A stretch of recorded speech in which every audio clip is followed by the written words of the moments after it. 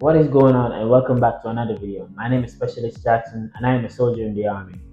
For those of you guys that don't know what's going on this channel is really centered around showing you guys how an everyday person just like me and you can make progressive steps into making our lives better. What I do is share my stories with y'all in hopes that you guys don't fall and make the same mistakes that I make. Doesn't matter what country you're from, the color of your skin, it doesn't matter. You can always take away lessons from my story. I was born in Jamaica and I came to America as an adult. I attended college for 4 years and I was on a full track and field scholarship, so I was pretty good. After college, I picked up the job doing Uber Eats. If you haven't seen my very first video, check it out. It goes into detail with all of that stuff. Then I got tired of doing Uber Eats and I joined the military as an army mechanic. I became a great mechanic, but it was something deep inside of me that was I just needed more for myself.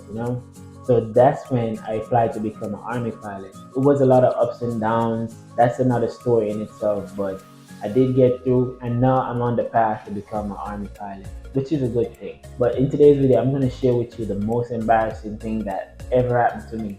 I would definitely say this is the worst moment of my life, but I got through it and I fixed the problem, so we good.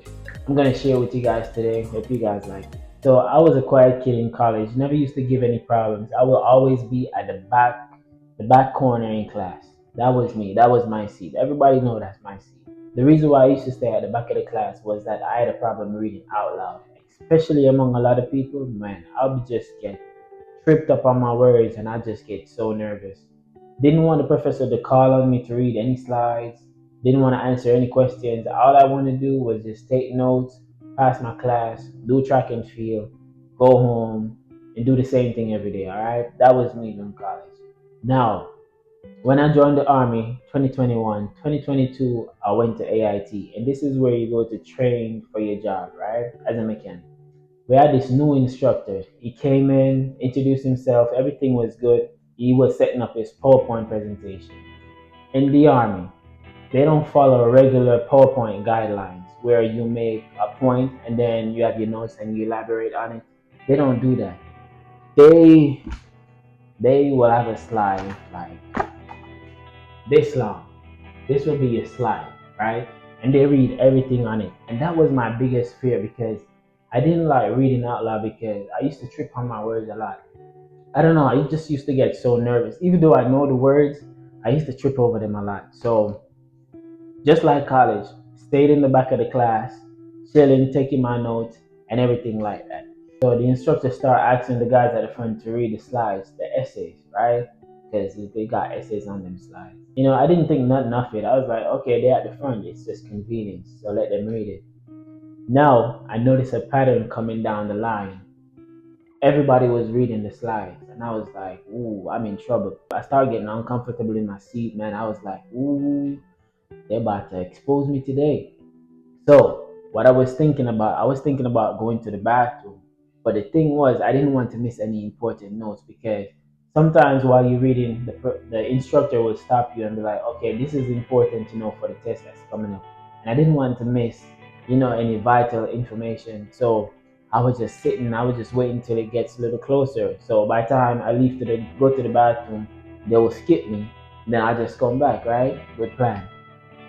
But when it was like probably three people before me, I was like, yo, it's just a little slide, man. Just read it, just sit and read the slide. Like, brave up, brave up. So I was like, you know what? Just a slide, that was back in college. I believe I got it now. Courage. So I was like, yeah, let's read the slide. Now, when the dude beside me was halfway in his slide, I was like, bro, I don't think I can read this slide no more. So, I was just really praying that there would be a power outage or something bad just happened so we can just shut down this class. That's how bad I was panicking. Now, dude beside me had like two sentences left, one more sentence. Man, I started panicking, I tell you. My back was sweating, my hands were shaking, my heart started beating fast, my body felt cold because I don't know, and then it started feeling warm because all the blood was rushing around, my leg was I think I was having a panic attack, man. When the dude beside me was done and the instructor pressed next for the next slide, what I did was So I tried to skim through it real quick to see if there was any like long words that I wasn't familiar with. So by the time I would get to that word, I was good. I know the word. But this man said, "Yo, Jackson, you up? Start reading, right?" And mind you, my back was sweating. I was feeling all the feelings. So my voice was like shaky a little bit. First sentence was good. Second sentence was good. Third sentence was like, and then the fourth sentence, that's when I started tripping up. It's like I know the words, but it's like I felt so pressured. I couldn't say the word. I know the word, but I couldn't say the word. And then I was stuck a little bit. And then everybody started looking back at me. That's when I felt pressure. It felt like everything was just zooming out and I was getting pushed back in my seat and the light was just dimming. The brightness of the room was just going down. That's how I was feeling, man. My heart was beating so fast. It was like I just finished a sprint workout. That's how fast it was beating. Man, I was ashamed. Man, I was feeling so ashamed. If I could dig a hole and hide, I would dig a hole and hide. That's how embarrassed I was. But I did manage to read through the slide. It was really painful, but I did manage. I didn't give up. I did, I did manage to read through the slide, and boy, I took it personal. When I went back to my room, I didn't talk to nobody for 2 days. Went back to my room, I downloaded Kindle, and I downloaded some books, but the books that I downloaded wasn't on my level, not to read out loud. So I had to go down to a low level and then take my time and build, progressively build. And it was really a humbling experience for me, honestly. Growing up, I knew that this was a problem, but I just didn't want to address it. I thought I could just scrape through life, not knowing how to read out loud. It's kind of sad, but that was the trajectory that I was on, not knowing how to read out loud, until I got embarrassed. But it was really an eye-opening experience for me. Even though I was embarrassed, in retrospect, I think that was the best thing that could have ever happened to me.